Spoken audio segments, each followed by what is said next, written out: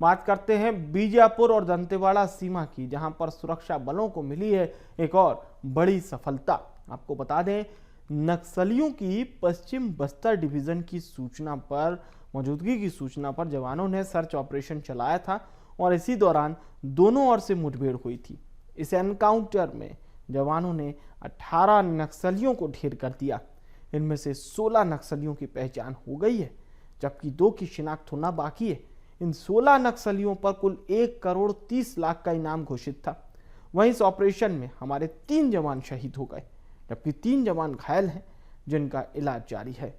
जवानों ने नक्सलियों के कब्जे से कुल 19 हथियार भी बरामद किए हैं। 3 दिसंबर को रात 9 बजे से लेकर अनेक बार माओवादी एवं सुरक्षा बल के बीच में रुक कर फायरिंग हुई।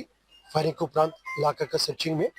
अलग अलग अवधि में अलग अलग क्षेत्र से जो कॉर्डन इलाका में जो माओवादियों का डेड बॉडी, आर्म्स एमुनिशन और अन्य सामग्री बरामद की गई। अभी फाइनल अपडेट के हिसाब से कुल 9 महिला माओवादी सहित टोटल 18 माओवादियों का डेड बॉडी सुरक्षा बल द्वारा रिकवर किए गए थे और वेपन्स में 1 LMG, 4 AK-47, 4 SLR, 1 इंसास और काफी अन्य 303 single shot rifles, BGL launchers और मजल लोडिंग राइफल्स भी मुठभेड़ स्थल से टोटल 19 हथियार भी बरामद किए गए थे। और इस खबर पर हमारे सहयोगी दंतेश्वर फोन लाइन पर जुड़ चुके हैं।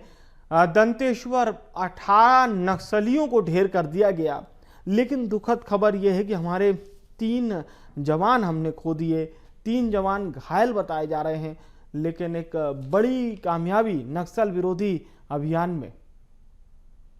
जी, एक आपको बता दूं, बीजापुर के दंतेवाड़ा की ये अंतर्राज्यीय सीमा का ये मामला है, जिसमें कल जो है सुबह STF, DRG और कोबरा की संयुक्त टीम जो है नक्सलियों के पश्चिम बस्तर डिवीजन कमेटी की उपस्थिति की सूचना के आधार पर एक बड़ा ऑपरेशन लॉन्च किया गया था, जिसमें सुबह से रुक कर जो 9 बजे से चली मुठभेड़ के दौरान देर शाम तक 5 जो है माओवादियों के शव बरामद किए गए थे और देर रात तक सर्चिंग के दौरान जो है 12 नक्सलियों के शव बरामद हुए थे, जिसमें आज सुबह फिर सर्च के दौरान जो है जवानों के द्वारा जो सर्च किया गया था, जिसमें 18 कुल नक्सलियों के शव बरामद किए गए, जिसमें 9 महिलाएं शामिल है। हालांकि बताया जा रहा है कि इसमें जो डिवीसीएम है, जो PLGA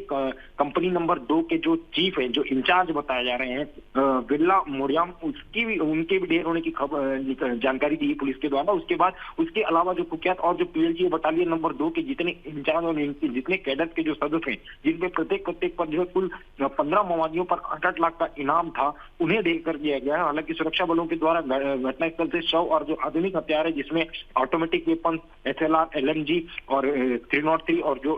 सेल्फ लोडिंग राइफल समेत जो अन्य विस्फोटक, जो सिंगल शॉट और जो BGL लॉन्चर थे, वो कहीं ना कहीं घटनास्थल से जवानों के द्वारा बरामद किए गए। लेकिन हालांकि इस पूरे मुठभेड़ के दौरान जो है DRG के 3 जवान भी शहीद हुए और साथ ही 3 जो अन्य जो जवान हैं उन्हें वो घायल हुए, जिन्हें हायर ट्रीटमेंट के लिए उन्हें रायपुर रेफर किया गया। हालांकि अभी जो ऑपरेशन है वो इलाके में जो जवानों की सर्चिंग थी वो जारी थी और देर शाम जवान जब लौटे उसके बाद जो है अब बताया जा रहा है कि लगभग जो आसपास की लगभग 50 से 60 की माओवादियों की उपस्थिति थी, जिसके दौरान जो है जवानों के द्वारा जब फायरिंग के दौरान जो है 18 नक्सलियों के शव बरामद किए गए, जिसमें 9 महिलाएं शामिल है। हालांकि अब तक अगर बात करें तो बीते 1 साल के अंदर अगर जानकारी ये निकल कर आ रही है कि जिसमें 790 जो नक्सली हैं वो कहीं ना कहीं आत्मसमर्पण किए, जिसमें 1024 के आसपास जो है वो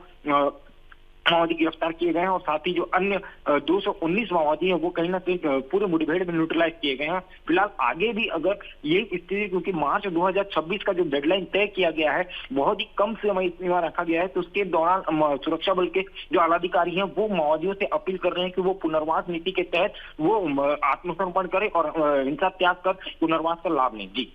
चलिए, बहुत बहुत शुक्रिया तमाम जानकारी दर्शकों तक पहुंचाने के लिए दंतेश्वर।